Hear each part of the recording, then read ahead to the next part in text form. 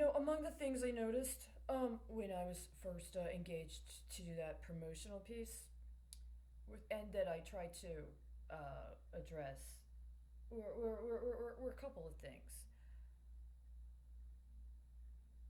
A, there seemed to be a very significant pattern demonstrated in Texas, at least, where women judges, including women of color judges, were disproportionately overrepresented in the juvenile court system, almost as if there was a sort of pigeonholing, that there was something important about putting specifically this impression of a black woman that would be willing to sentence juveniles to death.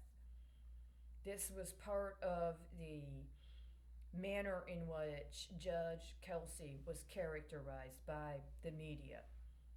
That she had behind her a record of sentencing juvenile offenders to death as part of capital punishment that was put into place in her court. And it made me wonder if this was intentional, if there was something about the depiction of a African American woman judge executing minors as part of her court duties. And I brought this up to no avail. So when I later saw that this case, which by the way, I reviewed the case, I went looking for the case because my life was going in all these different directions, and that case kept coming up as if it was my case, as if I was supposed to do something in regards to it. And then I was like, whoa, I didn't even know this was going on, because there had been appeals that had been filed within the months prior to that. Then it closed, and then it moved to another case number. So I went to review the transcript, because when I had originally reviewed the transcript, I had very significant questions, and I was double checking, and the transcript was different. And the way that it makes it look like now is that she's not this domineering, bloodthirsty, hard ass judge that's trying to humiliate him specifically, and has behind her a track record of being so tough that she would even sentence minors to be executed. What it looks like is a woman that's very informal in her own court and would be willing to give them privacy while they do what they need to do. And she literally says at one point in the revised transcript, oh, just take your time, it's okay, take your time. And it sounds sleazy, and it sounds completely contrary to the characterization previously. And I believe it's intentionally very, very highly racially coded, as if they're recharacterizing their black ops. But to what effect? For what reason? And so, I mean, it's one of those things.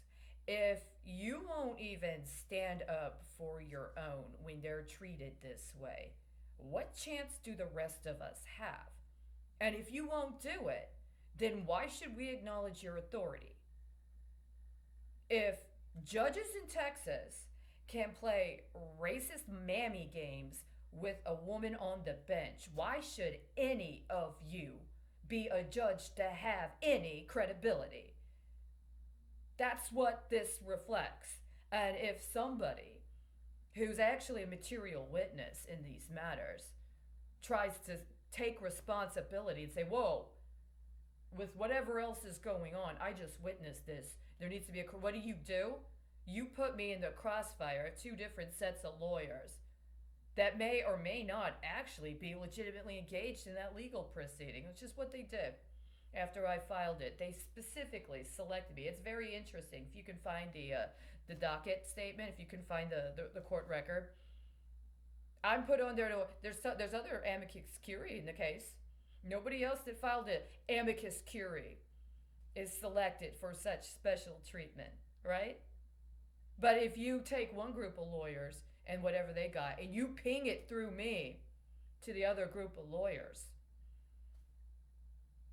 and I have every understanding that that's exactly what they did with that transcript. So it's one of those things. Yes, you're right. It's a crime. Now you're the target. And you're not even a fucking judge. You're not even a fucking lawyer. Who the fuck is gonna give a shit?